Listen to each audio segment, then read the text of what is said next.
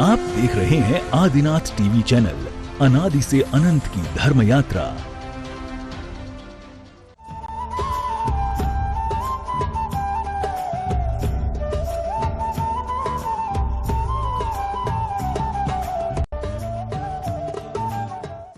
इस कार्यक्रम के पुण्यार्जक हैं श्री कंवरलाल जी महावीर प्रसाद जी, पाटनी, मदनगंज, किशनगढ़, राजस्थान। जय श्री ओम नमः सिद्धेभ्यः, जय श्री ओम नमः सिद्धेभ्यः। सर्वमंगल मांगल्यं सर्वकल्याणकारकं प्रधानं सर्वधर्माणां जैनं जयतु शासनं।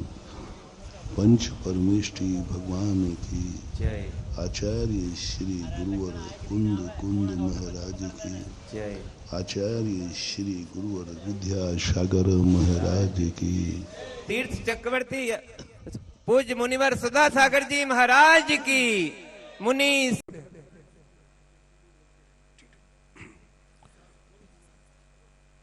पूज्य श्री के मंगल आशीष से संस्कार तीर्थ क्षेत्र एक ऐसा तीर्थ क्षेत्र बनने जा रहा है जो कि विश्व के स्तर के रूप में 150 बीघा जमीन पर यह क्षेत्र निर्मित होने जा रहा है। यह क्षेत्र मात्र लमेटा जैन समाज का नहीं है, यह क्षेत्र मात्र सोहपुरा जैन समाज का नहीं है, यह क्षेत्र पूरे भारतवर्ष का अखिल भारतीय तीर्थ क्षेत्र यहाँ पर निर्मित होने जा रहा है। संस्कारोदय तीर्थ क्षेत्र कमेटी आप सभी का हृदय से अभिनंदन करती है, वंदन करती है एवं स्वागत करती है। साथ ही साथ आपको अवसर प्राप्त हो रहा है एक मंदिर जी के निर्माण करने का, आपको सौभाग्य प्राप्त हो रहा है अपने भाग्य को जागृत करने का, आपको सौभाग्य प्राप्त हो रहा है अपने आप को धन्य करने का। मात्र 101 कलश के माध्यम से आप एक जिनालय के पुण्यार्जक बनकर अपने परिवार को, अपने आप को, अपने जन को धन्य कर सकते हैं। आप परम संरक्षक शिरोमणि के पद को विभूषित करके 21 कलश के माध्यम से इस क्षेत्र में अपनी सेवाएं प्रदान करने का अवसर प्राप्त कर सकते हैं, अपने भाग्य को जागृत कर सकते हैं, अपने परिवार को धन्य कर सकते हैं।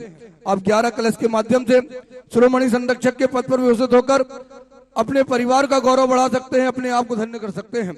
आप परम संरक्षक के रूप में 5 कलश की राशि के माध्यम से इस क्षेत्र में अपनी सेवाएं प्रदान करके अपने भाग्य को धन्य कर सकते हैं। एवं 1 लाख की राशि के माध्यम से आप संरक्षक के पद पर विभूषित होकर इस क्षेत्र में अपनी सेवाएं प्रदान करके अपने भाग्य को जागृत करने का अवसर प्राप्त आप सभी को हो रहा है। साथ ही साथ 5100 रुपए की राशि के माध्यम से आप 25 तारीख को होने वाले शिलान्यास में अपने परिवार के माध्यम से 1 शिला, 2 शिला, 5 शिला, 10 शिला, 15 शिला, 20 शिलाएं आदि कर सकते हैं। 5 शिला या 5 शिलाओं से अधिक घोषणा करने पर आपका नाम का उच्चारण यहाँ पर किया जाएगा, पूज्य श्री का मंगल आशीष आपको प्राप्त होगा। 5 शिलाएं पंच परमेष्टि के लिए समर्पित करके आप 5 शिलाओं की स्वीकृति प्रदान करके इस सौभाग्य को प्राप्त कर सकते हैं। बहुत सारे कार्य थोड़ी छोटी छोटी राशियों के माध्यम से आप करने का सौभाग्य प्राप्त कर सकते हैं। निश्चित रूप से आपके भाग्य को धन्य करने का अवसर हमको प्राप्त हो रहा है, अपने भाग्य को, अपने पुण्य को बढ़ाने का अवसर प्राप्त हो रहा है। पूज्य श्री के मंगल आशीष से इस क्षेत्र में ऐसे ऐसे कार्य संपन्न होने वाले हैं। अभी मुख्य मंदिर का शिलान्यास होगा, साथ ही साथ 24 जिनालयों का शिलान्यास होने का भी यहाँ पर कार्य होना है। आप उन शिलाओं के माध्यम से इस क्षेत्र से जुड़कर अपने पुण्य को बढ़ाने का अवसर प्राप्त कर सकते हैं। पूज्य श्री के मंचासीन होने का अवसर प्राप्त हो रहा है। पूज्य श्री के मंचासीन होने का संकेत प्राप्त हो गया है। कुछ ही मिनटों में पूज्य श्री मंचासीन हो रहे हैं। सभी से निवेदन है, कुर्सी आदि बेटे कुर्सियां अलग कर लें, यहाँ से सामने सब कुर्सियां अलग कर लें। जो नीचे बैठने में असमर्थ हों वो ही कुर्सी का उपयोग करें, बाकी सभी इस जमीन पर बैठकर ही जमींदार के रूप में बैठकर आप पूज्य श्री की मंगलवाणी को सुन सकते हैं। हमारे जो भी अतिथिगण उपस्थित हुए हैं उनको बैठने का स्थान आगे का आरक्षित है। हमारे शक्ति नगर से हमारे सभी साथीगण उपस्थित हुए हैं, कमेटी उपस्थित हुई है, शिविरार्थी उपस्थित हुए हैं। शास्त्री जी के निर्देशन में एक बहुत अच्छा शिविर वहां पर संपन्न हुआ है। आज उसका समापन भी है। पूज्य श्री की मंगलवाणी सुनने के साथ साथ पूज्य श्री के चरणों में निवेदन करने के लिए, मंगल आशीष प्राप्त करने के लिए, साथ ही साथ शक्ति नगर में पूज्य श्री के चरण पड़े, ऐसी मंगल भावनाओं के साथ संपूर्ण शक्ति नगर जैन समाज यहाँ पर उपस्थित हुई है। साथ ही साथ शिवनगर से भी हमारे भक्तगण यहाँ पर उपस्थित हुए हैं, जो मंगल भावनाओं के साथ यहाँ पर उपस्थित हुए हैं। आदरणीय शास्त्री जी जो कि शिविर का संचालन कर रहे हैं, बहुत अच्छे तरीके से संभाग का पूरा कार्य संभाले हैं, उनसे निवेदन करते हैं आए और अपनी वाणी के माध्यम से अपनी बात यहाँ पर रखेंगे। शास्त्री जी। जय बोलो संत श्रोमणी आचार्य गुरुदेव 108 श्री विद्यासागर जी महाराज की। जय बोलो विद्या श्रोमणी आचार्य श्री 108 समय सागर जी महाराज की। जगत पूज्य निर्यापक श्रमण मुनि पुंगव 108 श्री सुधा सागर जी महाराज की। समस्त आचार्य संघ की। श्री दिगंबर जैन श्रवण संस्कृति संस्थान सांगानेर के उद्धारक एवं प्राचीन तीर्थ जीर्णोद्धारक, एक ऐसे संत जो पूरी भारत ही नहीं पूरे विश्व में धर्म की पताका फहरा रहे हैं, उनके गुणगान के साथ आज की सभा का मंगलमय शुभारंभ होगा। हम देखते हैं जैन दर्शन में अनेक आचार्य हुए, लेकिन उन सारे आचार्यों की परिगणना यदि वर्तमान में यही किसी मुनिराज के स्वरूप के रूप में अगर देखी जा रही है तो वे हैं जगत पूज्य निर्यापक श्रवण मुनि पुंगव 108 सुधा सागर जी महाराज। देखिए आध्यात्म में यदि देखा जाए, आध्यात्म के क्षेत्र में तो कुंद कुंद स्वामी की तरह हैं। यदि आचरण में देखा जाए, आचार में देखा जाए तो आचार वट्टकेर स्वामी की तरह हैं। निर्भीकता में, भक्ति में और धर्म के डंका को बजाने में यदि देखा जाए तो वे आचार समंतभद्र स्वामी की तरह हैं। समाज के संरक्षण की ओर देखा जाए, समाज को एकता के सूत्र की बांधने की ओर देखा जाए तो वे आचार्य जिनसेन स्वामी की तरह हैं। और तीर्थ संरक्षण एवं तीर्थ निर्माण, गोमटेश्वर बाहुबली की प्रतिमा का निर्माण करने के लिए जो आचार्य नेमिचंद सिद्धांती देव ने, जो नेमिचंद सिद्धांत चक्रवर्ती ने जो उदाहरण दिया, वैसे ही आज की यदि नेमिचंद सिद्धांत चक्रवर्ती हैं तो गुरुवर मुनि पुंगव सुधा सागर जी महाराज हैं। व्यवहार में देखा जाए तो व्यवहार के क्षेत्र में आचार्य वीरसेन स्वामी की तरह निश्चय और व्यवहार की शिक्षा देने वाले धवला ग्रंथकार आचार्य वीरसेन स्वामी की तरह हैं। और तर्क और विरोधी के खंडन में यदि देखा जाए तो आचार्य अकलंक स्वामी की तरह यदि कोई है तो पूज्य सुधा सागर जी महाराज। तीर्थंकर के चरित्र ज्ञान में, हमारे प्रथमान योग के ग्रंथों के माध्यम से जन जन को धर्म की रुचि उत्पन्न करने में यदि कोई है तो ये आचार्य यतीव रसव स्वामी की तरह मुनि पुंगव सुधा सागर जी महाराज हैं। और आखिरी में आप सभी की एक बार मेरे को समर्थन चाहिए कि यदि ये बात सच लग रही हो तो आपका समर्थन मिल जाए। गुरु भक्ति में और अपने गुरु को भगवान मानने में यदि कोई सबसे आगे हैं तो मुनि पुंगव सुधा सागर जी महाराज हैं। ऐसे पूज्य सुधा सागर जी महाराज के माध्यम से अनेकों प्रकल्प पूरे भारत देश में पड़ रहे हैं। जहां जहां भी मुनिराज, जहां जहां भी निर्यापक श्रवण का संघ पहुंचता है वह धरती तीर्थ के जैसी हो रही है। आज ये सौभाग्य संस्कारोदय तीर्थ क्षेत्र लम्हेटा का जबलपुर में नर्मदा नदी के इस घाट पर विराजमान यह चंद्र प्रभु भगवान का जिनालय और इसके तीर्थ के उद्धार करने वाले पूज्य सुधा सागर जी महाराज यहाँ पर विराजमान हैं। महानुभाव, श्री दिगंबर जैन श्रवण संस्कृति संस्थान सांगानेर एक ऐसा प्रकल्प पूज्य श्री के द्वारा स्थापित किया गया जो कि सम्यक ज्ञान की आराधना में सर्वश्रेष्ठ कार्य कर रहा है। उस सम्यक ज्ञान की आराधना के माध्यम से कश्मीर से लेके कन्याकुमारी तक, असम से लेके गुजरात तक पूरे भारत देश में शिविर लगाए जा रहे हैं। उन्हीं शिविरों में जबलपुर, जो कि महाकौशल एक क्षेत्र के नाम से जाना जाता है, यहाँ पर भी शिविरों का बहुत बड़ा आयोजन हो रहा है। और आपको बताते हुए बहुत खुशी हो रही है कि इस शिविरों में आज शक्तिनगर आदिनाथ दिगंबर जैन मंदिर शक्तिनगर की ये समाज प्रथम बार यह शिविर लगा है। एक बार जोरदार कलतल ध्वनि के माध्यम से हम स्वागत करें। और यह सुअवसर आ गया है, पूज्य गुरुदेव सुधा सागर जी महाराज ससंग सहित मंच की ओर आ रहे हैं। हम एक बार जोरदार ताली बजा करके स्वागत करें। सभी लोग खड़े हो जाएं। जय बोलो मुनि पुंगव श्री सुधा सागर जी महाराज की। जय बोलो निर्यापक श्रवण मुनि पुंगव श्री सुधा सागर जी महाराज की। जय बोलो जगत पूज्य मुनि पुंगव श्री सुधा सागर जी महाराज की। पूज्य श्री का पदार्पण मंच की ओर होता हुआ हम सभी जबलपुर की समाज, शिवनगर की समाज, सहपुरा की समाज, सहजपुर की समाज, शक्तिनगर की समाज मुनि श्री के पर बारंबार उनके चरणों में त्रिकाल नमोस्तु करते हुए प्रार्थना कर रहे हैं। महाराज जी श्री दिगंबर जैन श्रवण संस्कृति संस्थान सांगानेर, इस संस्था के माध्यम से विभिन्न स्थानों पर जो शिविर लगाए जा रहे हैं, उन शिविरों के शिविरार्थी और आपके पुत्र सम हम सभी सांगानेर संस्थान के विद्वान आपके सानिध्य में इस शिविर के आशीर्वाद लेने के लिए आए हैं। शक्तिनगर की समाज 17 मई से 24 मई तक जो शिविर लगा है, उसके आज समापन के अवसर पर पूज्य गुरुदेव के आशीर्वाद के लिए हम उपस्थित हुए। महाराज जी पहली बार शक्तिनगर में यह शिविर लगा है। नमोस्तु महाराज जी, नमोस्तु महाराज जी, नमोस्तु महाराज जी। देखिए सभी यथा योग्य स्थान पर जल्दी से बैठ जाए, समय बहुत कम है। पूज्य श्री की मंगल देशना हम सबको प्राप्त सुनने को मिलने वाली है। 1 मिनट की भी देरी न लगाएं। कुर्सियां बीच में अलग कर दें। महिलाएं बाईं ओर, पुरुष वर्ग दाईं ओर, ऐसा बैठने का स्थान निर्धारित है। निर्धारित स्थान पर बैठे। हमारे सभी अतिथिगण भैया यहाँ पर बैठे। अभी कोई भी कार्य नहीं होंगे, सभी कार्य होंगे प्रवचन के बाद। सभी अपने स्थान पर बैठ जाए। ये इनोवा यहाँ जो गाड़ी खड़ी है इसको अलग, तुरंत अलग कर लें, सामने यहाँ पर जगह नहीं रहती है। 9999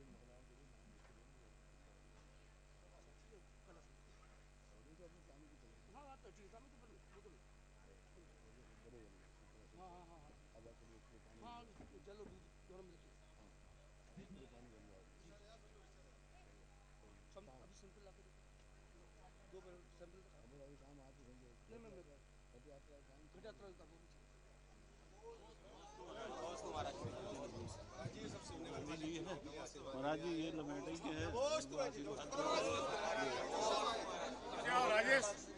एक एक करके आ जाओ। आशीर्वाद चाहिए अभी सुनो भैया, नीचे से नगर की प्रवचन।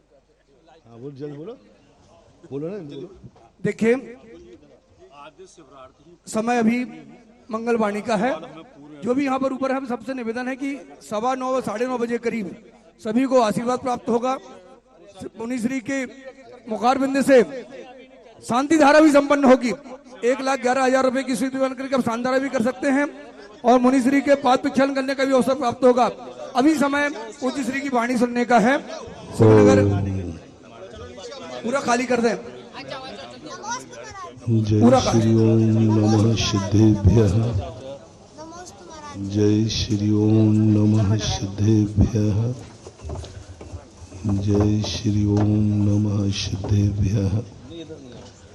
सर्वमंगल मांगल्यम सर्वकल्याणकारकम प्रधानम सर्वधर्माणां जैनम जयतु शासनम। पंच परमेष्ठी भगवान की आचार्य श्री गुरुवर कुंद कुंद महाराज की आचार्य श्री गुरुवर विद्यासागर महाराज की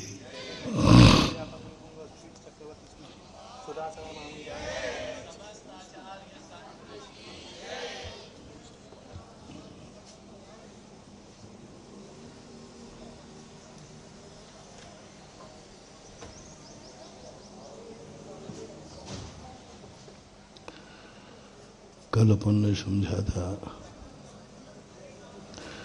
कि प्रकृति ने हमें अनंत शक्तियों का मालिक तो बनाया है। 2 दिन पहले भी हमने समझा था,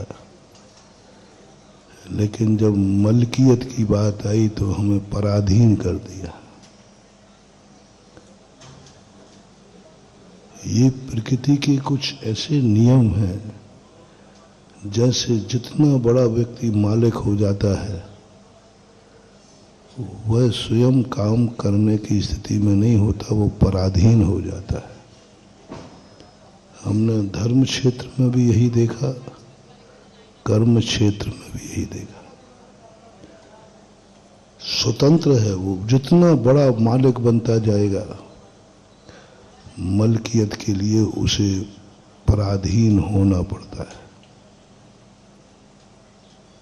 जैसे सबसे बड़ा आपके यहाँ कलेक्टर माना जाता है, बड़ा आदमी है, मालिक है, लेकिन वो राइफल नहीं रख सकता सुरक्षा के लिए। वो अपनी सुरक्षा नहीं कर सकता। कलेक्टर अपनी गाड़ी नहीं चला सकता। कलेक्टर की सब कुछ जिंदगी पराधीन है।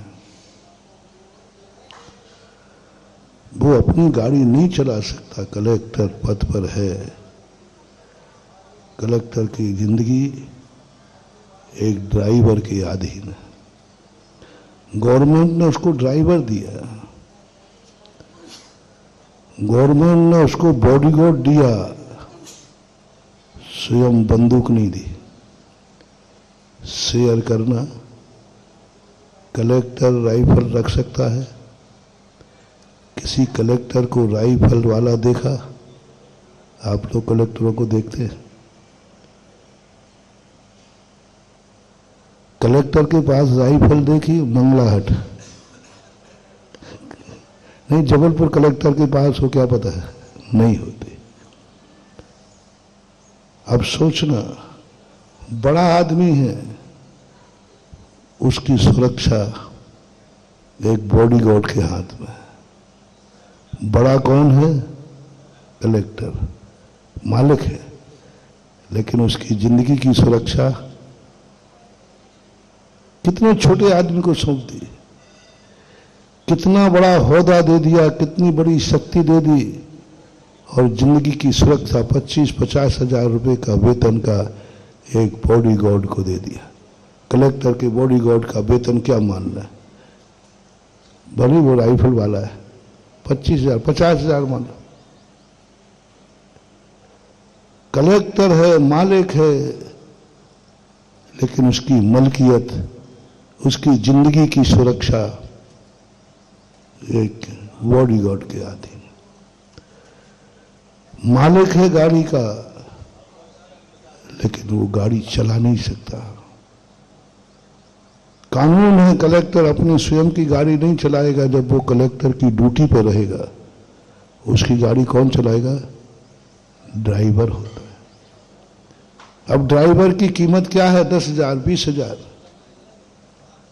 अब जैसे ही कलेक्टर गाड़ी में बैठा, अब कलेक्टर की जिंदगी किसके हाथ में है? चाहे तो ड्राइवर भिड़ा देगा, स्वयं मरेगा तो मर जाएगा, कितना नुकसान है, लेकिन वो कलेक्टर को ले डूबेगा। ड्राइवर के हाथ में। आप लोग व्यवहार में देखिए, जितना व्यक्ति बड़ा बड़ा सेठ होता जाएगा, उसकी जिंदगी पराधीन होती जाएगी, उतनी पराधीन हो जाएगी। सेठ होने के बाद वो कुछ नहीं करता। जितनी बड़ी बड़ी शैतानी होती जाएगी, उसकी जिंदगी पराधीन होती जाएगी। जिस बेटे की मां जितनी बड़ी होगी, उस बेटे की जिंदगी उतनी पराधीन होगी। जिस बेटे का बाप बड़ा होगा, उस बेटे की जिंदगी बहुत पराधीन होगी। एक स्त्री है, बहुत शैतानी है, चक्रवर्ती की रानी है, उसकी जिंदगी शेयर करना। चक्रवर्ती की रानी रोटी बना सकती है या बनाएगी? नहीं बनाएगी। कौन बनाएगा? नौकरानी। एक सेठानी की जिंदगी एक 10,000 रुपए की रसोईयन के हाथ में है। वो चाहे तो जहर खिला दे, चाहे तो कुछ भी। होता है, कई बार हुआ है ऐसा। बड़ा ही आदमी है सेठानी। यदि काश वो गरीब होती तो अपने लिए अपने पेट की रोटी स्वयं हाथ से बनाकर खा लेती, वो जिंदा रह जाती। एक गरीब की जिंदगी अपने हाथ में है, क्योंकि वो गरीब है। उसकी रोटी उसके हाथ में है, उसका पानी का गिलास उसके हाथ में है, उसके घर की झाड़ू उसके हाथ में है, उसका घर का कमरा उसके हाथ में है, उसके घर के ताला की दरवाजे की ताले की चाबी भी सब कुछ स्वयं के हाथ। और जैसे ही बड़ा होता गया, पराधीन होता गया। 4 करोड़ की गाड़ी का मालिक है। सबसे महंगी कार कौन आती है? मर्सिडीज। कितने की आती है मुझे पता नहीं। सबसे महंगी गाड़ी कितनी? 10 करोड़ की, 4 करोड़ की? चलो 10 करोड़ की मान लेते, और क्या। 10 करोड़ का मालिक है, 10 करोड़ की गाड़ी खरीदी है, लेकिन उस गाड़ी में बैठे हुए मालिक की जिंदगी किसके हाथ में है? जिसके पास 10 करोड़ की गाड़ी होगी, क्या वो स्वयं ड्राइविंग करेगा? नहीं करेगा। एक 20,000, 10,000 रुपए के ड्राइवर के हाथ में उसकी जिंदगी है, जो 10 करोड़ की गाड़ी का मालिक है, लेकिन मलकियत उसके हाथ में नहीं। दिमाग बिगड़ जाए, ठोक देगा। चूक हो जाए, चूक 10,000 के ड्राइवर से हुई है, जिंदगी बर्बाद 10 करोड़ की गाड़ी वाले की हो गई। जिंदगी चूक। चाबी ले ली उसने, तुम 10 करोड़ के मालिक जरूर हो, लेकिन तुम्हारी जिंदगी मेरे हाथ में है। मैं तुम्हारा कहीं भी एक्सीडेंट करके जिंदगी खत्म कर सकता हूं, क्योंकि बड़ा आदमी है। इसी प्रकार सरकार में, घर में, बड़े आदमी की बेटे के मां के हाथ की रोटी नहीं मिलेगी बेटे को। जितने बड़े आदमियों के बेटे होते हैं, जिनकी मां बहुत बड़ी होती है, पैसे वाली होती है, शैतानी होती है, रानी होती है, उस बेटे को कभी मां के हाथ की रोटी नहीं मिलती। नौकर के हाथ की रोटी मिलती। और एक जिसकी मां गरीब है, उस बेटे को जिंदगी भर मां के हाथ की रोटी मिलती है, मां के दुलार की रोटी मिलती है, मां का प्यार मिलता है। वो स्वाधीन है, क्योंकि वो गरीब है, उसकी माँ गरीब है, इसलिए वो माँ के हाथ की रोटी खाता है। और एक की माँ बहुत बड़ी रानी महारानी है, उसे जिंदगी में माँ के हाथ के रोटी का एक दाना भी नहीं मिला तो नौकरों के हाथ का रहा। अब नौकर का किस रूप में जिंदगी रहती है? नौकर की बद्दुआ क्या होगी? नौकर क्या दे सकता है बेटे को? कुछ भी दे सकता है, कुछ भी करा सकता है। राजाओं के बेटे बहुत मुश्किल में पलते हैं, क्योंकि उनका पालनहारा नौकर होते, दाइयाँ होती। उनका दिमाग बिगड़ जाए तो बेटे चले जाते। महारानी लक्ष्मीबाई का दामोदर ऐसे ही गया, क्योंकि वो लक्ष्मीबाई बन गई, रानी बन गई। गंगाधर राव के मरण के बाद जैसे रानी मणि, बेटा नौकरों के हाथ में चला गया, और नौकरों ने, अंग्रेजों ने मिलकर के, नौकरों से मिलकर के उसको सर्प से डस करवा करके मरवा दिया। बड़े आदमी का यह उसूल है। ऐसे ही और बड़े आदमी में चले जाइए, कलेक्टर में, मंत्री में, विधानसभा में, प्रधानमंत्री में, अंत में चलते हैं राष्ट्रपति के पास। सबसे बड़ा देश का प्रथम नागरिक है, लेकिन वो राइफल नहीं रख सकता। उसकी सुरक्षा के लिए हजारों सैनिक लगा दिए जाते हैं। कितने करोड़ रुपया खर्च होता है राष्ट्रपति जब राष्ट्रमहल से निकलकर बाहर आता है, लेकिन स्वयं के पास एक तमंचा भी नहीं है। इतना बड़ा एक ड्राइवर के हाथ में जिंदगी है। एक बार पेपर में आया था, राजीव गांधी प्रधानमंत्री थे, और प्रधानमंत्री, उनको थोड़ा शौक आ गया, पायलट थे। एक दिन सुबह सुबह उठ करके उन्होंने हेलीकॉप्टर उड़ा दिया, और बड़े शौक से उड़ा रहे थे तो पलटी खाने की स्थिति आ गई। पेपरों में छपा था, देश के प्रधानमंत्री को राजीव गांधी से खतरा। हेडिंग क्या थी? देश के प्रधानमंत्री को राजीव, और प्रधानमंत्री कौन थे? खुद ही थे। दो अलग कर दिए। मैंने उसको बड़ा माइंड से पढ़ा। देश के प्रधानमंत्री को राजीव गांधी से खतरा, प्रोटोकॉल के खिलाफ है प्रधानमंत्री, और पायलट बन गया।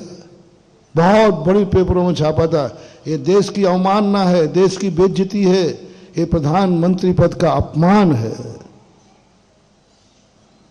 अपमान है। अपनी स्वयं की गाड़ी चलाना अपमान है, क्योंकि बड़ा आदमी है। अब धर्म क्षेत्र में आ जाइए। भारत की विशेषता यही है, तुम में से तुम बड़े हो कि तुम्हारे गुरु बड़े हैं। तुम लोग बड़े हो कि मैं बड़ा हूं? पक्का? लेकिन हमारी जिंदगी किसके हाथ में है? पराधीन सपनों सुखनाए, पराधीन मुनिवर की चर्या।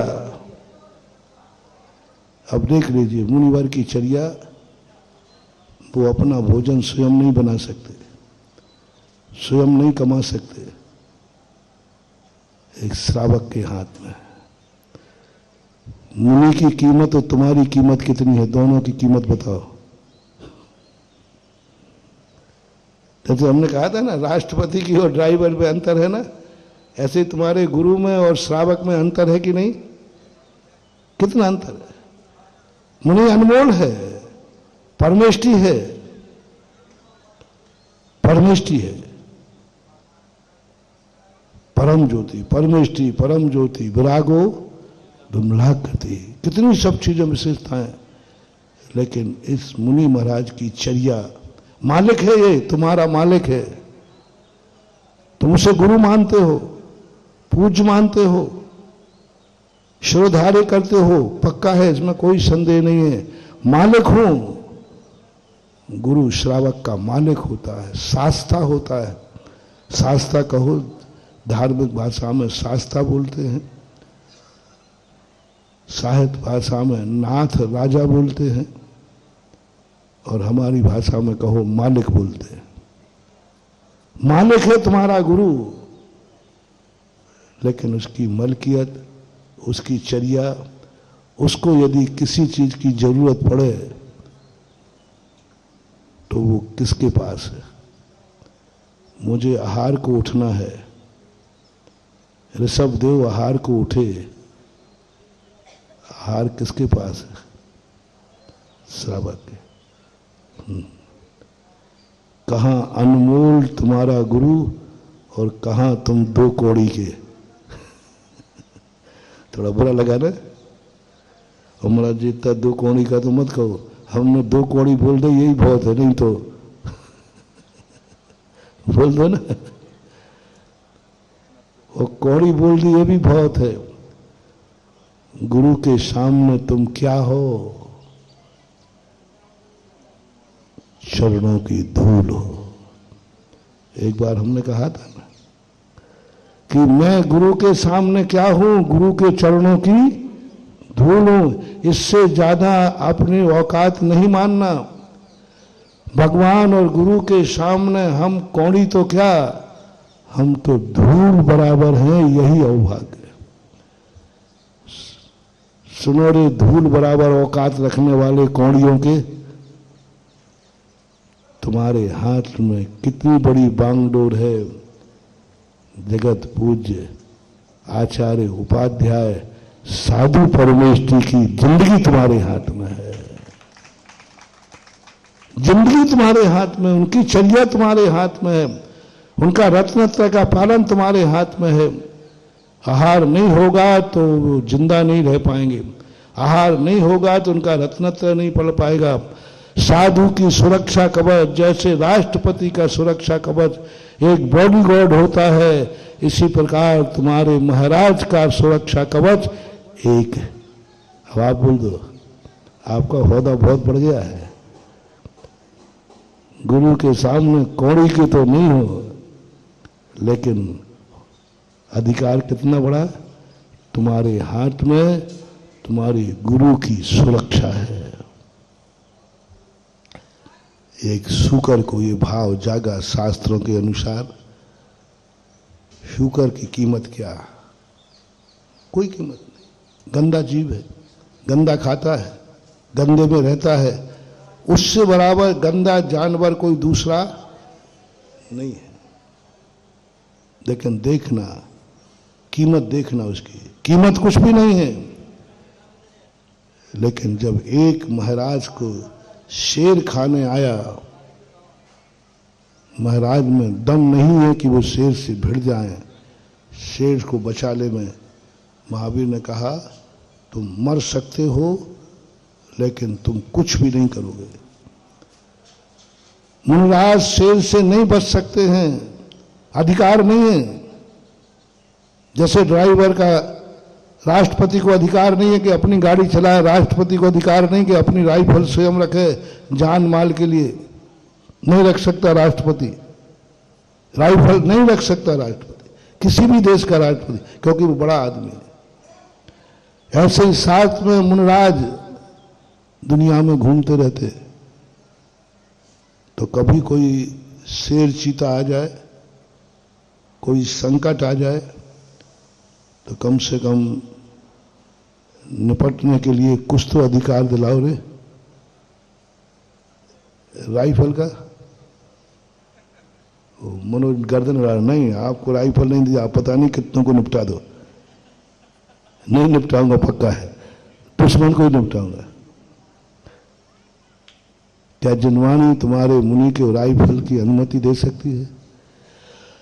नहीं दे सकती। कोई बात, एक आध डंडा, अच्छा कोई बात नहीं। जब शेर आए तो वहीं रखे हुए पत्थर उठा के तो मार सकता हूं। देखो भाई अब रख नहीं रहा हूं भाई, देखो अब तो गड़बड़ नहीं कर रहा हूं ना कोई पत्थर रखूंगा ना कोई डंडा रखूंगा। लेकिन यदि शेर आ जाए तो वहीं 2-4 पत्थर पड़े हो तो बोलो ना। आहा, क्या क्या समझो महानुभाव, मनु के बहुत बड़ा मोटिवेशन दे रहा हूं। अपने जान के वैसे नहीं मार रहा है, शौक से नहीं मार रहा है, शेर खाने आया है तो उससे बचने के लिए वहीं पत्थर पड़ा था, तो पत्थर मार रहा है मुनिराज। मुनिराज की बात कर रहा हूं, बड़े आदमी की। जिनवाणी क्या कहती है? नहीं मार सकते। तो कम से कम इतनी अनुमति तो दे दो। जिनवाणी मां से अपन, तुम हमारे पक्ष में हो ना? बोल तो लो। बचने का उपाय मांग रहा हूं कि मर जाऊं, शेर खा लेगा तो। चलो आप भी फरियाद करना सपोर्ट में, और मैं एप्लीकेशन लगाता हूं, कम से कम शेर आ जाए तो भागने की अनुमति तो दो, भाग तो सकूं।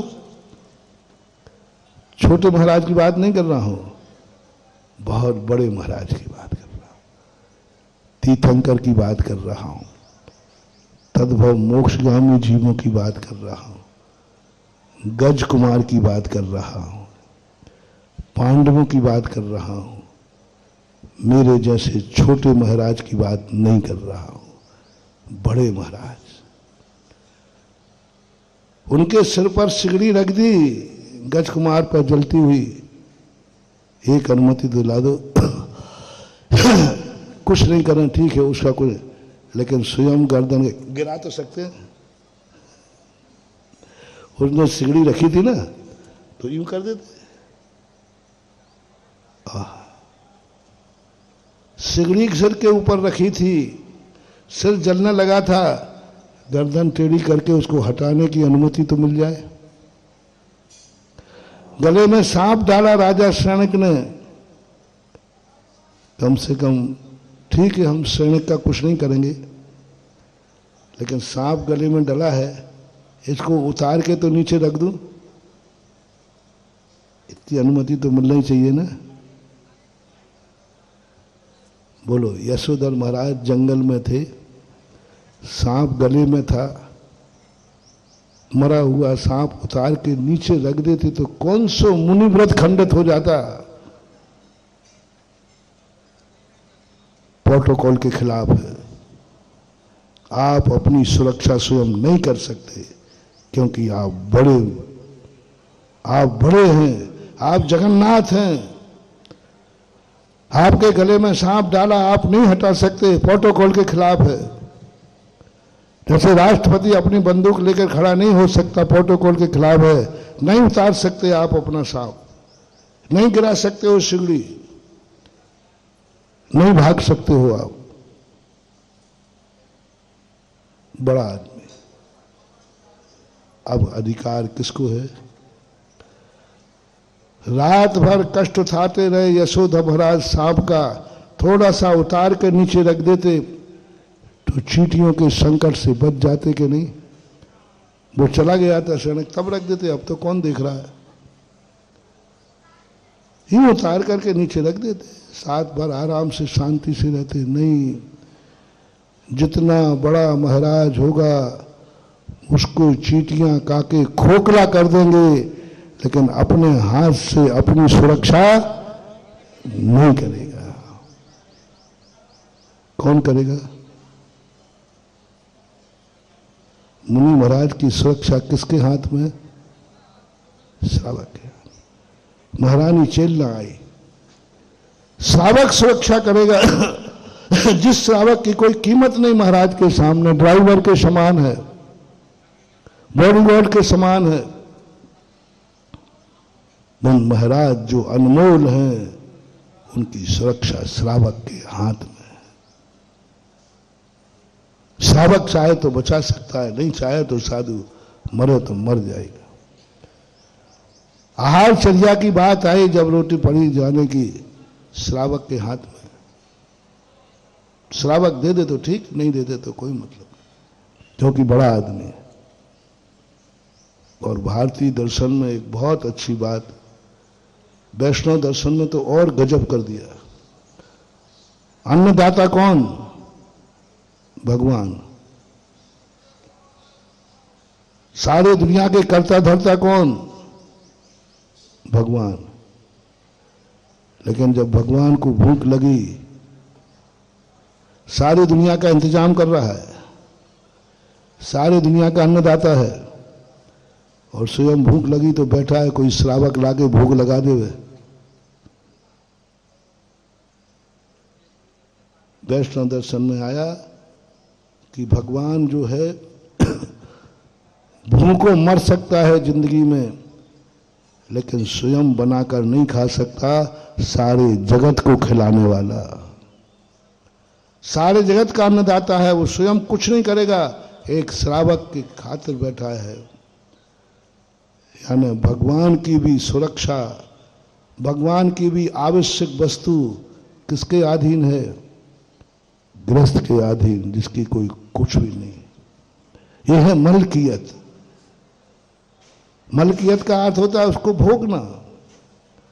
मालिक तो बना दिया भगवान बनने का, लेकिन स्वयं की सुरक्षा कवच नहीं दिया, स्वयं की सुरक्षा नहीं कर सकता। नौकर चाकर करेंगे, चक्रवर्ती बना दिया, और चक्रवर्ती अपने हाथ से कोई भी कार्य नहीं कर सकता, सब नौकर करेंगे। प्रोटोकॉल है, प्रोटोकॉल, कुछ नहीं कर सकता क्योंकि बड़ा आदमी है। अब ऐसी स्थिति में ये भूमिका में 3-4 दिन से, पहले दिन से मालिक और मलकियत की बात छिड़ जाती है। कोई एक आध शब्द शुरू में मिल जाता है, हम 8-15 दिन उसी पर से, पर उसी का चिंतन चालू हो जाता है। मालिक और मलकियत का एक ऐसा चिंतन चालू हुआ, बड़े गजब के रहस्य निकल रहे। हम खुश हैं कि क्योंकि हम मालिक हैं, लेकिन हम सोच नहीं पा रहे हैं कि हमारे पास मलकियत नहीं है। हमारी जिंदगी ड्राइवर के अधीन है। हमें अहंकार है कि मैं महाराज हूँ, मुझे अहंकार है कि मैं परमेष्ठी हूँ, लेकिन औकात पता चलो तुम्हारी जिंदगी एक श्रावक के हाथ में है। तुम्हारे पास कुछ भी नहीं है, तुम्हारे पास कुछ भी नहीं है। तुम्हें 2 रोटी खाना है तो श्रावक के अधीन, 1 गिलास पानी पीना है तो श्रावक के अधीन, पिछी चाहिए है तो श्रावक के अधीन, विहार करना है तो श्रावक के अधीन, उपसर्ग आ जाए तो सुरक्षा, बोल दो ना, श्रावक के अधीन। हम तो कुछ ही नहीं कर सकते। मलकियत कहाँ है हमारे पास? मालिक जरूर हूं मैं, सारे जगत का मालिक हूं, लेकिन मलकियत श्रावक के हाथ में है। जैसे हमने सारे उदाहरण, राष्ट्रपति भली है, लेकिन राष्ट्रपति की सुरक्षा एक बॉडीगार्ड छोटे से आदमी के हाथ में। बस यहां से शुरुआत होती है धर्म की। धर्म की कोई जरूरत नहीं थी, गुरु और भगवानों की कोई जरूरत नहीं थी, इन प्रवचनों की कोई जरूरत नहीं थी, भगवान की भी कोई जरूरत नहीं थी, पूजा पाठ की कोई जरूरत नहीं थी, अभिषेक की भी कोई जरूरत नहीं थी, संस्कारोदय तीर्थ क्षेत्र की भी कोई जरूरत नहीं थी। कोई जरूरत नहीं। जितने अपन लोग उपक्रम कर रहे हैं ना, ये सब बेकार की चीजें, कोई काम की नहीं है ही नहीं। ये तो हमारी समस्या का समाधान है, ये तो मजबूरी है, इसके बिना कोई दूसरा रास्ता नहीं है। क्योंकि इस दुनिया में जीव के लिए सर्वभौम, सर्वशक्तिमान, सर्वज्ञाता दृष्टा बनाया, लेकिन इसका सारा सुख दुख, सारी मलकियत पुद्गल के अधीन कर दी। संसार अवस्था में मालिक बना दिया। जीव 6 द्रव्यों में सबसे बड़ा शक्तिमान है, सबसे बड़ा माना जाता है, लेकिन जीव द्रव्य ऐसी कठपुतली बन गया है कर्मों की कि ये कर्म नचा रहे हैं। मालिक नाच रहा है, जड़ नचा रहा है। जीव और पुद्गल नाचे यावे, कर्म उपाधि है। क्या हम तुम्हारा समझ गए? जीव को एक और तो कह दिया तू बहुत बड़ा है, सब द्रव्यों में बड़ा है, और हमारा सुख दुख एक पुद्गल कर्म के अधीन कर दिया। पुद्गल चाहेगा तो तुम हंस लेना, पुद्गल चाहेगा तो तुम रो लेना, पुद्गल चाहेगा तो सो जाना, पुद्गल चाहेगा तो खा लेना। तुम्हारे हाथ में कुछ नहीं है। एक 2 कौड़ी का पुद्गल है, जड़ है, अज्ञानी है, कोई कीमत नहीं है उस जड़ की, लेकिन उस जड़ को सौंप दी इस जीव की जिंदगी। ड्राइवर को सौंप दी राष्ट्रपति की जिंदगी, एक सूकर को सौंप दी मुनिराज की सुरक्षा की जिंदगी, एक भगवान और महाराज की रोटी सौंप दी एक छोटे से प्राणी ग्रस्त के लिए। क्या बात! ऐसे ये प्रकृति ने किया, हमारे लिए खूब प्रशंसा कर दी, खूब मालिक बना दिया, और वे लेकिन तुम्हारा सुख दुख सब पुद्गल कर्म के अधीन है। पुद्गल कर्म के अधीन कहते, हमारी मलकियत सब पुद्गल कर्म के अधीन। 24 घंटे में एक क्षण को भी हम कुछ नहीं कर सकते। हम सुबह उठेंगे, औदारिक नाम कर्म ने साथ दे दिया तो उठ जाएंगे, नहीं तो हाथ पैर ही नहीं उठेंगे।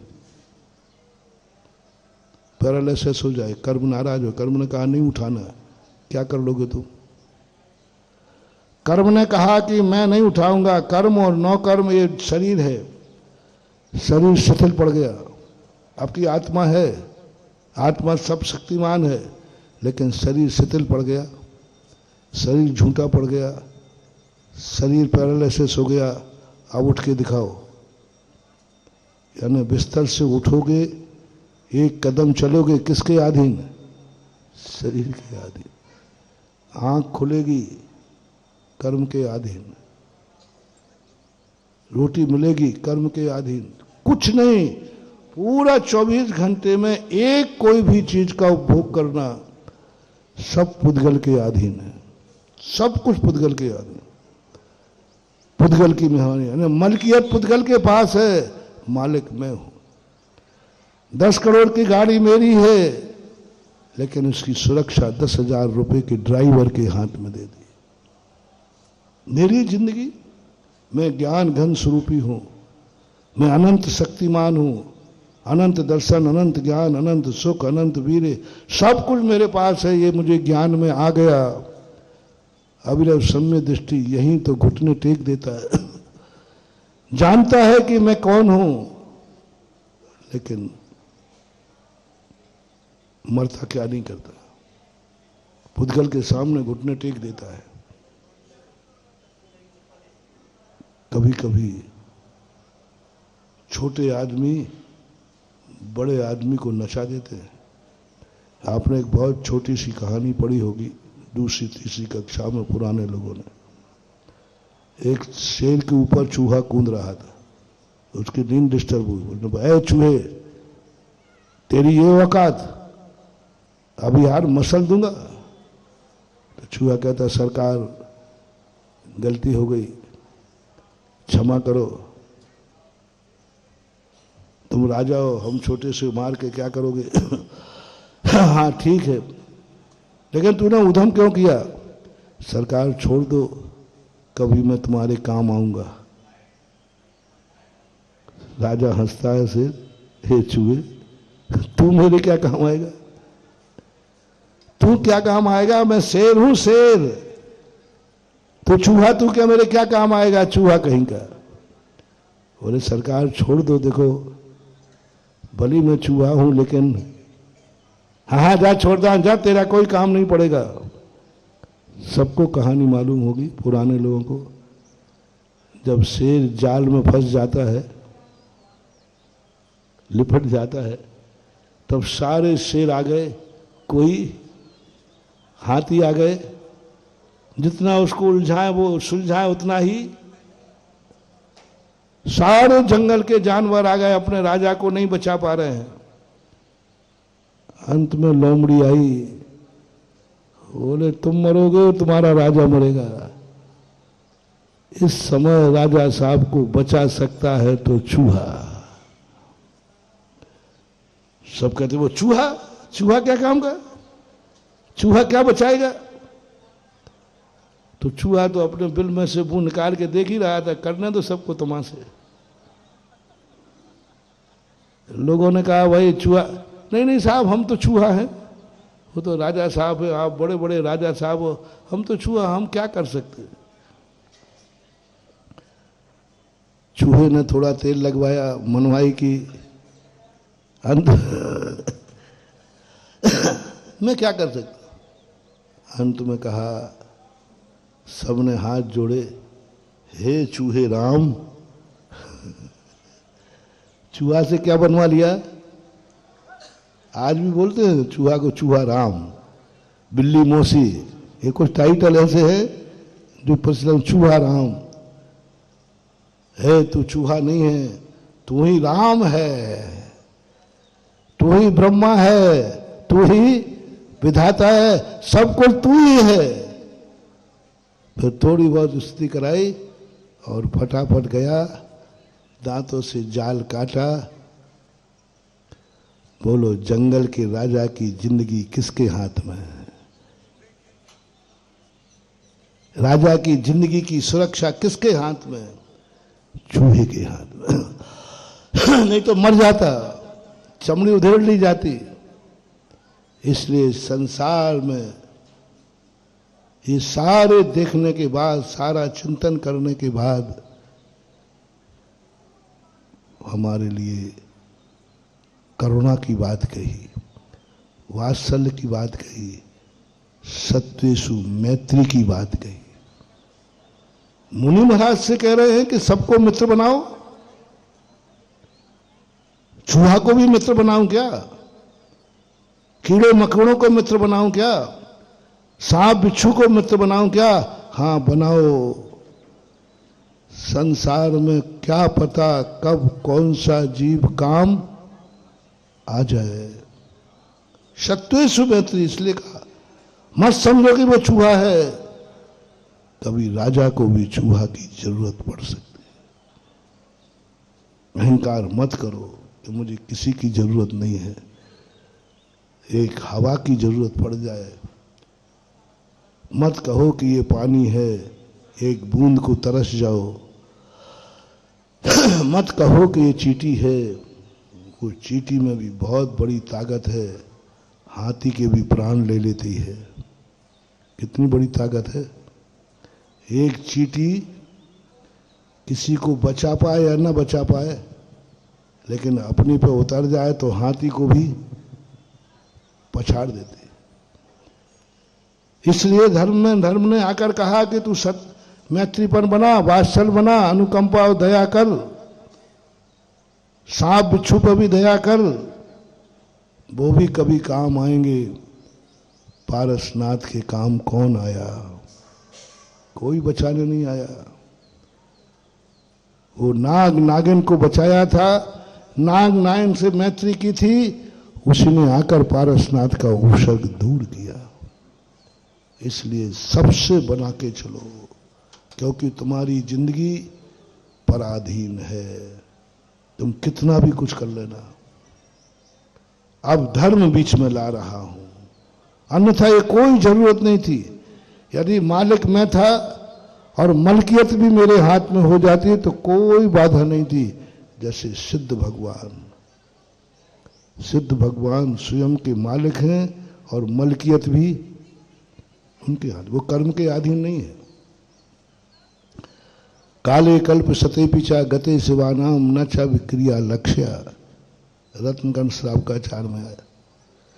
तीन लोक में उथल पुथल हो जाए, सारे कर्म सारे द्रव्य मिल करके भी सिद्ध भगवान के आनंद में कुछ भी भंग नहीं डाल सकते, क्योंकि वो परम पारणामिक भाव में लीन है। कर्म सापेक्ष नहीं, कुछ नहीं सिद्ध भगवान का। इसलिए सिद्ध भगवान धर्म नहीं करते, उनको धर्म की जरूरत ही नहीं। एक बार किसी ने कहा, बोले महाराज जी तीर्थंकर मंदिर क्यों नहीं जाते? तीर्थंकर आहार दान क्यों नहीं देते? तीर्थंकर नमोकार मंत्र की जाप क्यों नहीं करते? तीर्थंकर विधान पूजा विधान क्यों नहीं करते? गृहस्थ अवस्था में भी क्यों करें? किस लिए करें? क्योंकि उनका नियम हो गया कि अब वे अकाल में नहीं मरेंगे, कोई उनको मार नहीं सकता, कोई उनका कुछ बिगाड़ नहीं सकता। कितने भी उपसर्ग आ जाएं, वे रत्नत्र से च्युत नहीं होंगे, वर्धमान चारित होता है। कितने उनको आग लगा दे, सत चला दे, काट दे, पीट दे, वो अकाल में नहीं मरेंगे। अब काय के लिए धर्म करना? धर्म इसलिए किया जाता था, भक्ति उठा लीजिए पाठ में, सब रक्षा के लिए। आग लगी तो मैं आग में नहीं जल जाऊं, उनके पास रजिस्ट्रेशन है, तीर्थंकर कभी आग में नहीं जलेंगे, में कभी गलेंगे नहीं। कितने पानी में डुबो दो, तीर्थंकर की जान नहीं निकलेगी। तीर्थंकर अकाल में नहीं मरेंगे, पानी में डूब करके पटक दो पानी में तो भी नहीं मरेंगे। आग लगा दो उनको शरीर में, घास लगा के नहीं जलेंगे। पहाड़ पर से उठा के फेंक दो तो भी नहीं, कुछ भी नहीं बिगड़ना। अब काय के लिए धर्म करें वो, काय के लिए मंदिर जाएं वो, इसलिए वो नहीं जाते। अब अपनी बात है, हमारी तुम्हारी है, क्योंकि हमारी तुम्हारी जिंदगी कर्म के अधीन है, हमारी मलकियत कर्म के अधीन है, हमारा सब कुछ पड़ोसी के अधीन है। अब हमें धर्म करना है। लोग कहते हैं कि पुण्य और पाप में, पुण्य के लिए करना, पुण्य धर्म नहीं है। मैं मानता हूं पुण्य धर्म नहीं है, लेकिन पुण्य करना है। हिंसा धर्म नहीं है, लेकिन कभी कभी हिंसा भी करना पड़ती है सैनिक के लिए। झूठ धर्म नहीं है, लेकिन कभी कभी झूठ भी बोलता है व्यक्ति। मैं आपसे पूछता हूं, चोरी करना धर्म की? जल्दी बोलो, थोड़ा जोर से। तो नियम ले लो, आज के बाद चोरी नहीं करूंगा। बोलो महाराज नहीं लूंगा। अरे भाई जब अधर्म है तो अब महाराज आप समझो, समझो बात को, आप समझो। अधर्म है कि नहीं, ये निर्णय पक्का है कि नहीं? पक्का है, लेकिन नियम क्यों नहीं ले रहे भाई? अब महाराज जी देखो, आप समझो, बिना झूठ के आजकल धंधा नहीं चलता, बिना झूठ के टैक्स नहीं, टैक्स में चोरी करना पड़ेगी। ये पता नहीं कितनी चोरियां। एक बार मैंने राजस्थान में प्रवचन दिया चोरी के ऊपर, तो आप लोगों को ऐसे ही कहा आप लोग चोरी का त्याग कर दो। फिर मैंने कहा नहीं नहीं, इनको बहुत सारी चोरियां करना पड़ती है। तो हमने थोड़ा इधर देख लिया। मैंने कहा ये माताओं, आप तो त्याग कर दो। जो दुकान नहीं करती है, व्यापार नहीं करती है, धंधा पानी नहीं करती है, होम लेडीज है, वो तो कम से कम त्याग कर दे। एक ने हाथ नहीं उठाया।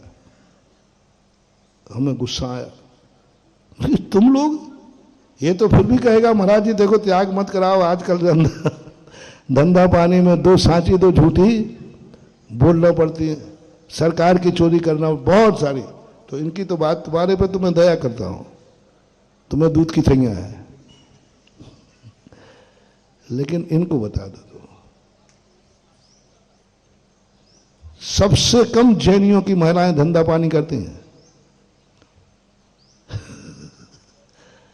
जैनी का सबसे बड़ा गॉड गिफ्ट है।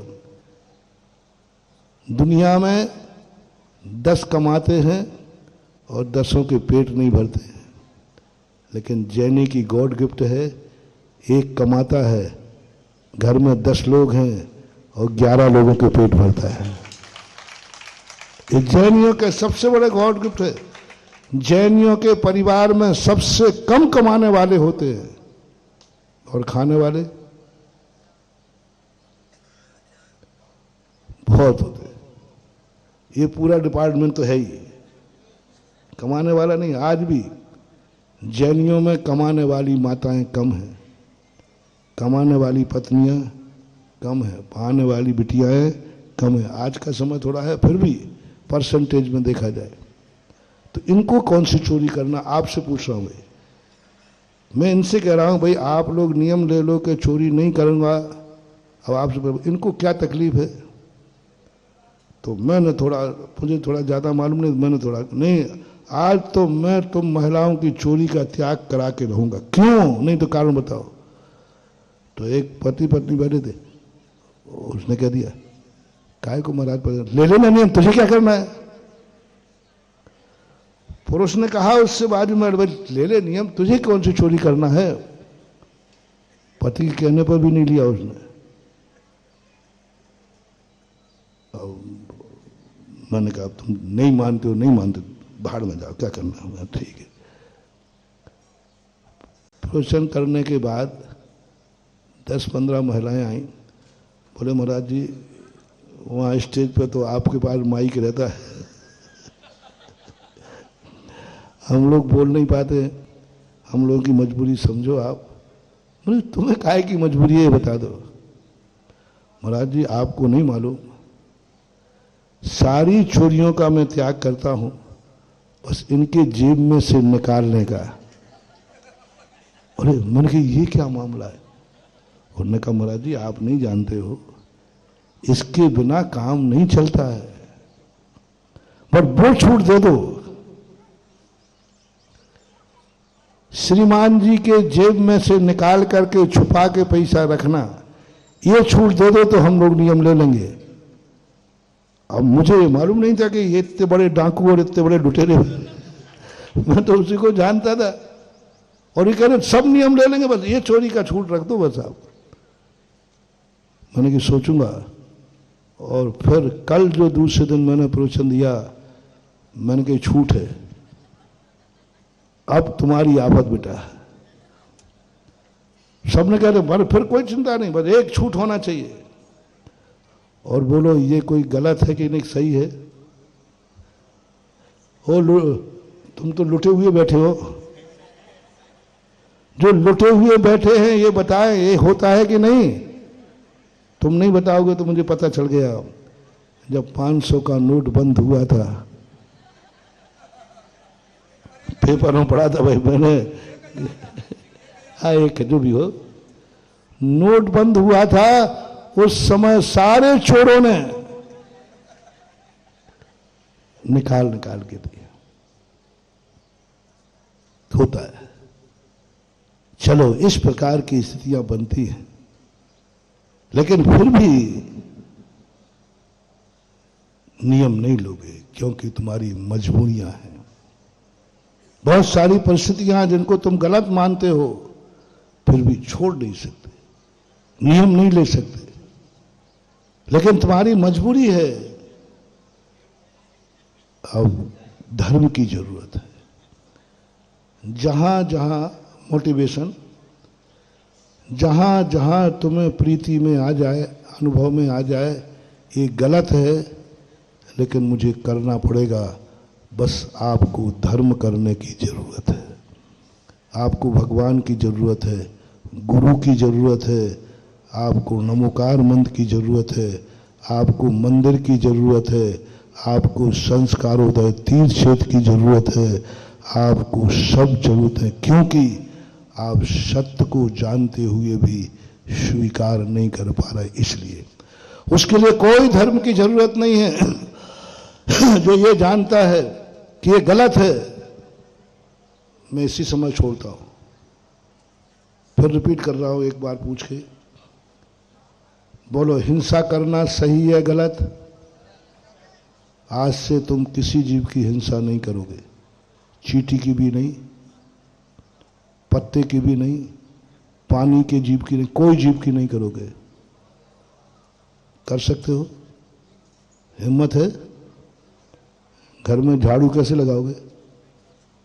कपड़े कैसे धोगे? व्यापार धंधा? पहले ये निर्णय करो हिंसा अच्छा है कि बुरा, हिंसा करना अच्छी है कि बुरी, तो छोड़ सकते हो? नहीं, बस आपको जरूरत है मंदिर की। अब यदि तुम ये करते, हाँ महाराज हिंसा बुरी है, आज के बाद मैं मन वचन काय से हिंसा का त्याग करता हूं और मैं अपनी जिंदगी चला लूंगा बिना हिंसा के, आपको कोई धर्म करने की जरूरत नहीं, आपको मंदिर की जरूरत नहीं, गुरु किसी की जरूरत नहीं आपको, क्योंकि आप सत्य को, आप झूठ बोलना अच्छा है कि बुरा? शिवरार्थी लोग आए ना शक्तिनगर से, झूठ बोलना अच्छा है कि बुरा? तो आज से त्याग दो। बोलो ना, कोई बात नहीं, चिंता नहीं, हिम्मत है त्यागने की। मैं तुम्हें बहुत बड़ी कर रहा हूं, इतनी छूटें दूंगा, तुम्हें मंदिर की जरूरत नहीं, तुम्हें नमोकार मंत्र की जरूरत नहीं, तुम्हें गुरु की जरूरत नहीं, तुम्हें दान की जरूरत नहीं, कुछ नहीं करना तुम्हें। बस तुम्हें जो जो तुम बुरा कहो उसको छोड़ो। झूठ बोलना बुरा है कि नहीं? तो मान लो कि त्याग कर दिया आपने। नहीं नहीं मैं ऐसा मत, बस आपको धर्म की जरूरत है। चोरी करना अधर्म है कि धर्म है? तो आज से चोरी नहीं करोगे, नहीं कर पाओ। पंच इंद्रियों के विषयों को भोगना धर्म है कि अधर्म है? कम सुना है मैंने। तो छोड़ दो। और महाराज जी वो नहीं छूटेगा, देखो और कुछ नहीं मिलेगा तो रोटी पर नमक तो डालूंगा ही डालू, नहीं तो वो गले नहीं उतरेगी। परिग्रह का और ले लें। परिग्रह पाप है कि नहीं? बोलो, सभी लोग बोलो ना, पाप है। तो आज से परिग्रह का त्याग। लल्लन तुम्ही ने कहा परिग्रह पाप है कि नहीं, पहले बता। पक्का? सिद्धांत में कमी तो नहीं है? 50-50 बोलो, पाप है कि नहीं है? पर आज से त्याग। महाराज जी अब ऐसी बात मत करो, बस यही तो समझाना है। कितनी चीजें हैं महानुभाव, आप और हम सब को, हमें भी ले लेना। अपन सब सत्य को जान रहे हैं, लेकिन सत्य को स्वीकार। कितनी चीजें हैं जिनको हम गलत जान रहे हैं, अनजाने में नहीं, गलत हम जान रहे हैं, फिर भी छोड़ने की हिम्मत नहीं है। व्यवस्था बिगड़ जाएगी। परिग्रह छोड़ने का अर्थ क्या? गृहस्थी बिगड़ जाएगी। बिना परिग्रह के वस्त्र भी परिग्रह में आएंगे, मकान भी परिग्रह में, सब आएगा। तो महाराज ऐसे का अर्थ है कि आप सबको बाबा जी बनाने पे तुले हो। हाँ, अंदर की बात कहो तो यही है, लेकिन सीधे सीधे बाबा बनाएंगे तो तुम गड़बड़ करोगे। इसलिए हमने परिग्रह पाप है कि नहीं? गरिग्रह पाप है, घड़ी के नीचे सांप है, तो तुमने पाप कह दिया, अब छोड़ दो। अच्छा महाराज मुझे मालूम नहीं था कि आप बाबा जी बनाने पे उतारू हो। परिग्रह पाप कह के छोड़ दिया तो कपड़े भी छूटेंगे, मकान भी छूटेगा। बस अब आपको जरूरत है, क्योंकि आप पाप मान रहे हैं फिर भी नहीं छोड़ रहे हैं। अब आपको धर्म की जरूरत है, अब आपको धर्म की जरूरत है, नहीं तो तुम बर्बाद हो जाओगे। अन्यथा ये पांचों पाप मिलकर तुम्हारी वो दशा करेंगे जो चक्रव्यूह में अभिमन्यु की दशा हुई है। चक्रव्यूह में, इस संसार के चक्र में यदि तुम्हारे साथ देव नहीं है, तुम्हारे साथ गुरु नहीं है, तुम्हारे साथ शास्त्र नहीं है, तुम्हारे पास नमोकार मंत्र नहीं है, तुम्हारे पास अभिषेक का गंधोदक नहीं लिया, तुमने पूजा पाठ नहीं की, तुमने भक्तांबर नहीं पढ़ा, तो बेटा ये आठों कर्म मिलके तुम्हारी ऐसी दशा करेंगे, अब अभिमन्यु का मौत देखना। पढ़ी है मैंने महाभारत में, आप लोगों ने महाभारत में देखी होगी। अभिमन्यु की मौत देखी? महाभारत सीरियल आया था ना, बोलो कैसे मारा था, कैसे मारा था, देखो तो सही। एक अकेले निहत्थे को चारों तरफ से, एक ने नहीं, नियम कानून तोड़ दिए। युद्ध का नियम है, एक से एक लड़ेगा, शस्त्र से शस्त्र वाला लड़ेगा, पैदल से, हाथी से, ये नियम है। लेकिन अभिमन्यु की जिस तरीके से मारा, चारों तरफ से, आठों से, अकेला निहत्थे को, बड़े बड़े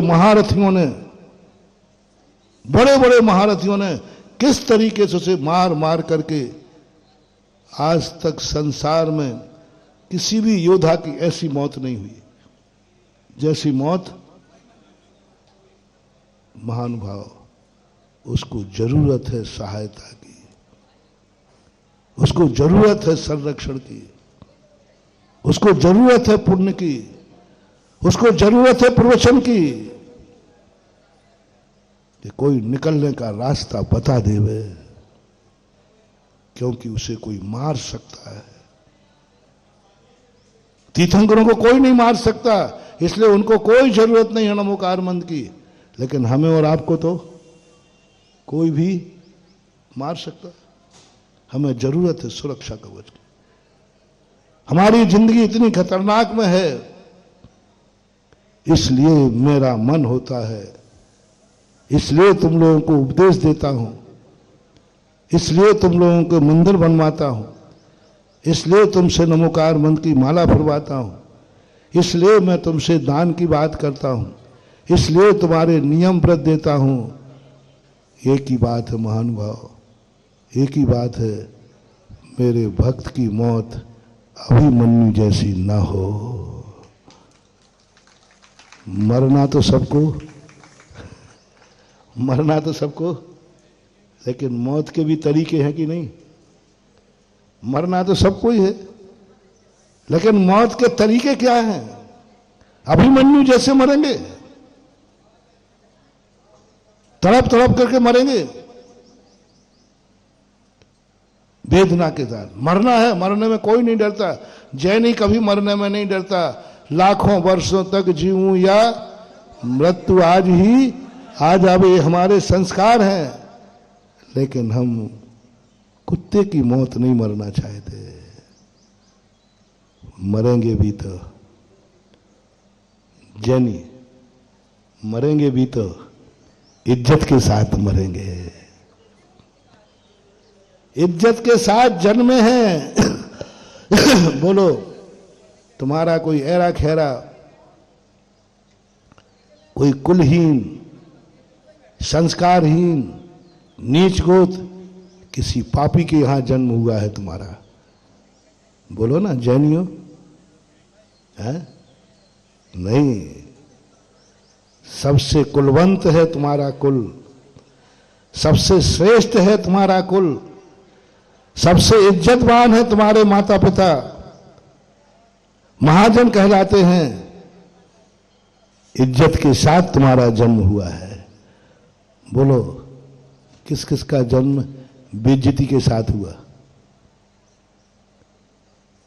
है? शायद तुम्हारा जन्म नाजायज संतान तो नहीं हो, बुरा नहीं मानना, बोले ना, थोड़ा बोलो नहीं नहीं, गर्व है मुझे, नाजायज संतान हमारे पंडाल में आ ही नहीं सकता, जैनी हो नहीं सकता। तुम नाजायज की संतान नहीं हो, तुम्हारा जन्म बलात्कार से नहीं हुआ है। पूछ लूं? हाँ, नहीं नहीं नहीं नहीं नहीं, नहीं। तुम्हारा जन्म किसी व्यभिचार से नहीं हुआ है, तुम्हारा जन्म इज्जत के साथ हुआ है, माता पिता की सहमति से हुआ है।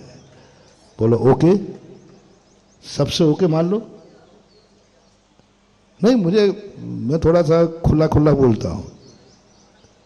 मेरा तो विश्वास है संसार में मेरे हर भक्त का जन्म इज्जत के साथ हुआ है, ये मेरी धारणा है। आप लोग सहमति दे देना।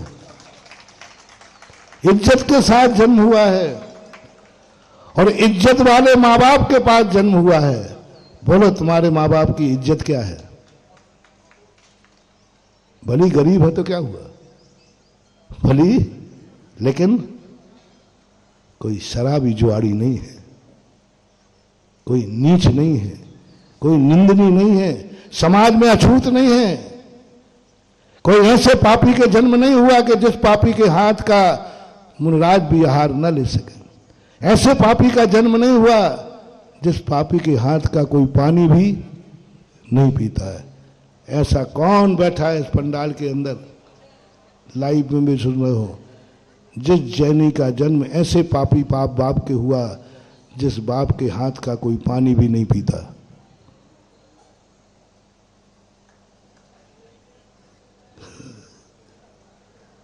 नहीं है।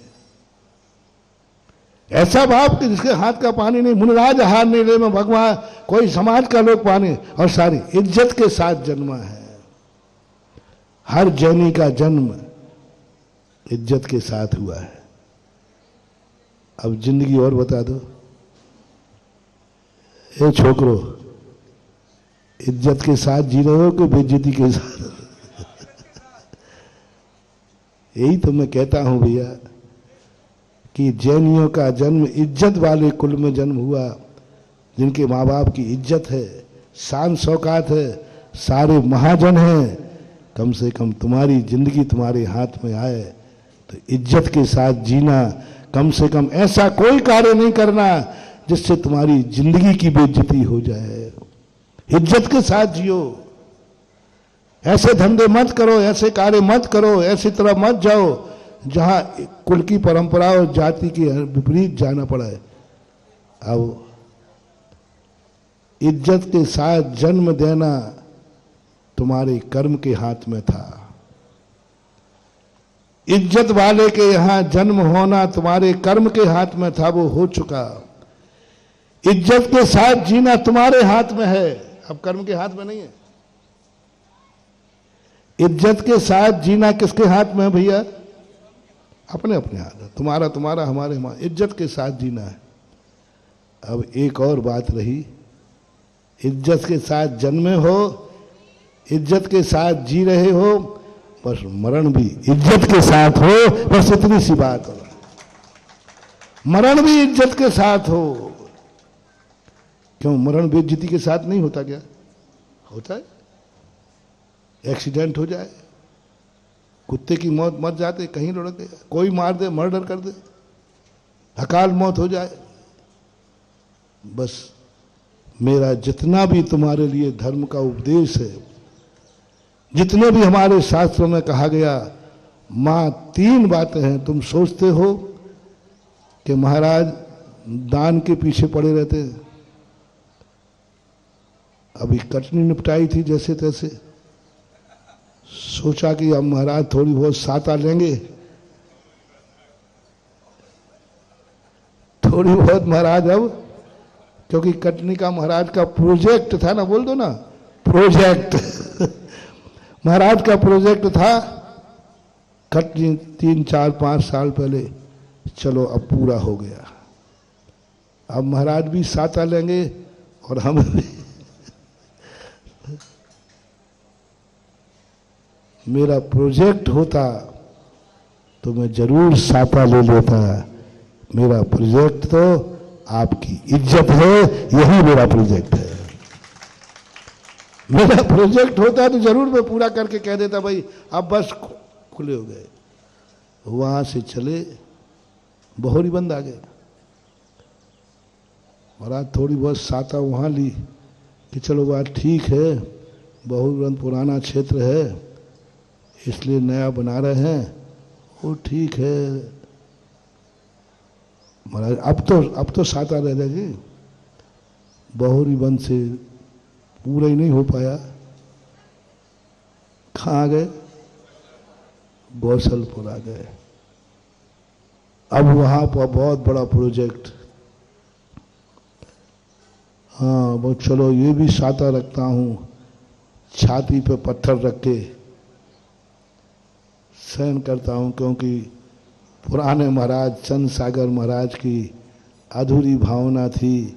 चलो महाराज ने बोलते जाओ पूरी कर दी। अब तो साता लेना चाहिए थी। गौसलपुर की बात क्या आ गया, बोलो ना। दिव्य संस्कारोदय दिव्य। महाराज ये बताओ आपका पेट कब भरेगा, ये बता दो बस, आप तो इतना बता दो, उसके बाद तो साता।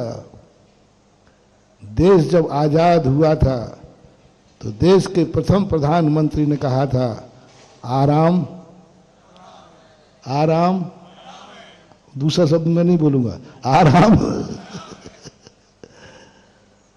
जब तक दुनिया में मेरा एक भी भक्त है और मैं जिंदा हूं, मैं कभी विराम नहीं लूंगा, क्योंकि मैं अपने भक्त को इज्जत के साथ जिलाना चाहता हूं। जिस इज्जत के साथ तुम्हारा जन्म हुआ है, जिस इज्जत के साथ तुम जी रहे हो, बस मेरी एक ही तमन्ना है, उसी इज्जत के साथ तुम्हारा मरण हो। अभिमन्यु जैसा मरण नहीं हो कि चारों तरफ से कर्म, आठों कर्म मार रहे, चारों तरफ से 5 पाप मिलकर मारो इस पापी को। जब कोई बहुत बड़ा पापी हो और तुम्हारे साथ बहुत अत्याचार किए हो, उसको कोई मार रहा हो तो आवाज क्या आती है? और मारो, मारो इस पापी को, बच नहीं पाए। ऐसा तुम लोग बोलते हो कि नहीं? थोड़ा हाँ तो बोलो ना, क्योंकि उसने बहुत गलत आदमी, बहुत गलत कार्य किया है, बहुत गलत कार्य किया है। तो मारो उसको, और मारो, और मारो, हाथ पैर तोड़ दो। और एक आध आवाज तो ये आ जाए कि बच नहीं पाए। ये आवाजें आती हैं कि नहीं? किसके लिए? किसके लिए? किसी पापी के लिए।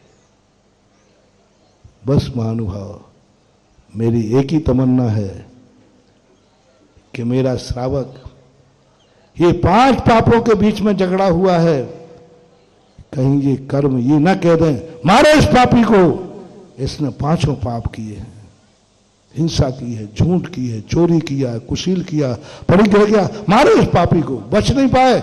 ऐसी दुर्दशा करो, ऐसी दुर्दशा करो कि देखने वालों की रूह कांप जाए। बस इतनी सी बात हमारे जिनेन्द्र देव की है कि जिसने मुझे नमस्कार किया है, जिसने मुझे गुरु माना है, जिसने मुझे भगवान माना है, वह इज्जत के साथ मरे, मरते समय भी दुनिया बचाने का भाव करे, मरते समय भी दुनिया कहे कि नहीं, इस आदमी को नहीं मरना चाहिए,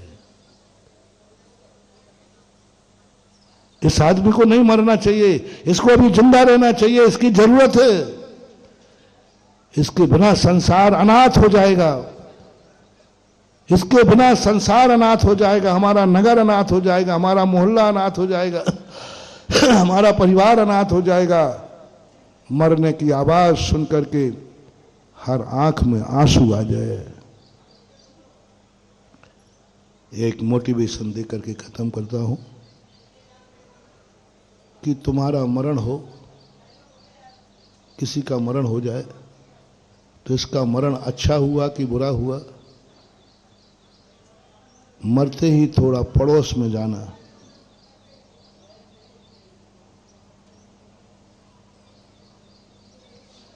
पड़ोस में जाना और कहना कि फलाने चंद का पड़ोसी का मरण हो गया, ये कहते उसकी चेहरा की रीडिंग करना, अच्छा वो मर गया, शांति हो गई, समझ लेना पापी का मरण हुआ है।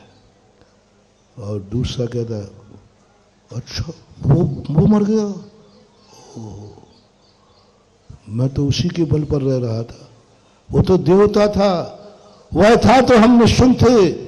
और पड़ोसी की आंख में आंसू आ जाए, समझ लेना कोई देवता मरा है, कोई पुण्यात्मा मरा है। और आगे जाओ, मोहल्ले में फैलाओ आवाज, सबके चेहरे देखो, नगर में फैलाओ आवाज, सबके चेहरे देखो, देश में फैलाओ आवाज, सबकी आंखें देखो, समझ लेना जो सुन रहा है उसी की आंख में आंसू है, वह इंसान नहीं मरा है, किसी भगवान का निर्माण हुआ है।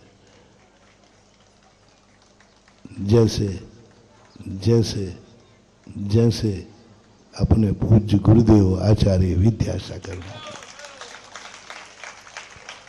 बोलो महानुभाव, किसकी आंख में आंसू नहीं था? है? आज भी जब याद आती है तो रोंगटे। एक इंसान उसने जिया है, इज्जत के साथ मरा है। कहते हैं लोग कौन मरा है, इसके बारात की बारात से अंदाजा मत लगाना, इसके जन्मदिन के अंदाजा मत लगाना, इसके अर्थी के जनाजे से अंदाजा लगा लेना कि कौन मरा है। और जनाजे में देख लेना कितने लोगों के आंसू निकल रहे हैं, उन आंसुओं से पता लगाया जाता है कोई इज्जतवान व्यक्ति मरा है। तो ऐसी इज्जत के साथ अब अपने जीवन में वह सब कुछ करना है, क्योंकि आप 5 पापों को जान रहे हैं लेकिन छोड़ नहीं पा रहे हैं। इन पापों को दबाने के लिए ये पाप कहीं अभिमन्यु जैसा हमें ना मार डाले, कहीं ये कर्म ये नहीं कहे मारो इसको, इसने 5 पाप किए हैं। इसलिए कुछ धर्म कर लो, कुछ धर्म कर लो, धन कमाया है कुछ दान कर लो, आंख मिली है प्रभु का दर्शन कर लो, पैर मिले हैं तीर्थ की वंदना कर लो, हाथ मिले हैं भगवान का अभिषेक कर लो, कुछ कर लो। क्योंकि उसी बीच में जवाब आ जाएगी कि मारो इसने 5 पाप किए हैं, सब जानता था, उसी बीच में आए रुको रुको, इसने धर्म भी, रुको रुको रुको रुको, मारो मत इसे, इसने धर्म भी किया है, प्रातःकाल इसने उठकर अभिषेक भी किया है, मत मारो इसको, इसने अपने धन से संस्कारोदय तीर्थ क्षेत्र में एक मंदिर बनाया है 24 का। रुको रुको मत, इसने पाप नहीं किए, परिग्रह पापी है, परिग्रह है, लेकिन रुको इसको मारो मत, इसने मंदिर भी बनाया था, इसने संसार में पुण्य भी किया था। यही बात तो जो बार बार कहता हूं, जब मैना सुंदरी से पूछा श्रीपाल ने कि मुझ जैसे पापी को तुम्हें विवाह करते समय तुम्हें कोई खेद नहीं है? तुम्हारे पाप कर्म का उदय है कि मैं कोड़ी मिला? क्या गजब गजब महानुभाव। मैना सुंदरी कहती है तुम पापी तो हो, तुमने पाप तो किया है, और मैं भी पापिन तो हूं, क्योंकि मुझे कौन मिला, लेकिन खेद इसलिए नहीं है कि तुम इतने पापी नहीं हो, मैं इतनी पापिन नहीं हूं कि जिसका कोई इलाज नहीं हो। पाप किया है लेकिन यह पाप इतना निधत्त निकाचित नहीं है, जिस दिन मैं शुद्ध भगवान की भक्ति करूंगा यह पाप भी गायब हो जाएगा। बस पाप तो किया है, पाप तो करना तुम्हें करना पड़ेगा, लेकिन पाप इतना मत करना कि गंदोदक काम ना करे। क्या कहा भैया, बीमारी हो जाए तो कोई बड़ी बात, लेकिन ऐसी बीमारी ना हो जाए कि डॉक्टर कह दे ये तो लाइलाज। तुम भी पाप करना, कहीं ऐसा ना हो जाए कि गंदोदक लाइलाज हो जाए, नमोकार मंत्र लाइलाज हो जाए, भक्तांबर लाइलाज हो जाए, शांति धारा लाइलाज हो जाए, गुरु का आशीर्वाद लाइलाज हो जाए। कोई भी दुनिया में कह दे बस अब मैं कुछ नहीं कर सकता हूं, इसने इतना बड़ा पाप किया है, इसलिए बीमारी आए इलाज हो जाए। पापी बनो लेकिन लाइलाज पापी नहीं। कोई तो कहने वाला दुनिया में रहे मत मारो, इसने धर्म भी किया है, अन्यथा बहुत बड़ा अंत का मोटिवेशन, तुम मरोगे और कर्म कहेगा मारो इस पापी को, इसने खूब हिंसा की है, खूब चोरी की, खूब झूठ बोला, खूब कुशील किया, खूब परिग्रह किया, ये कर्म दया नहीं करेंगे रे। अभिमन्यु ने बहुत विनती की कि कहां गया धर्म का कानून, एक एक आके निपट लो। बताते हैं अभिमन्यु ने ऐसा कहा, कानून था निहत्ते से निहत्ता लड़ेगा, तो एक एक करके निहत्ता लड़ो मेरे से, और एक से एक लड़ेगा, एक एक करके लड़ लो मेरे से, या मुझे शर्त दे दो। किसी ने सुनी? अभिमन्यु कानून की बात कह रहा था कि तुम एक एक करके मेरे से लड़ लो, किसी ने नहीं सुनी। निहत्ते से निहत्ते लड़ो, किसी ने नहीं सुनी। चारों तरफ से बड़े बड़े महारथियों ने उसे जो तड़फा तड़प मारे, ऐसे ही बस वह दृश्य देखकर मेरी आत्मा कांप जाती है कि मेरे भक्त को ये 8 कर्म तड़फा तड़फा के न मारे, कम से कम कोई ऐसी आवाज लगा दे, रुको मेरे पास प्रमाण है, इसने धर्म भी, मेरे पास प्रमाण है, इसकी आंखों को अंधा मत करो, मत करो इसको अंधा, इसकी दोनों आंखें फोड़ दो, इसने बुरा देखा है, इसने बुरा देखा है। कोई को कहेगा रुको, उसने बुरा भी देखा है, लेकिन प्रतिदिन सुबह उठकर इन आंखों से भगवान का दर्शन भी किया है, नियम लिया था इसने कि मैं दर्शन किया है, रुको इसने। इस कार्यक्रम के पुण्यार्जक थे श्री कंवरलाल जी महावीर प्रसाद जी, पाटनी, मदनगंज, किशनगढ़, राजस्थान।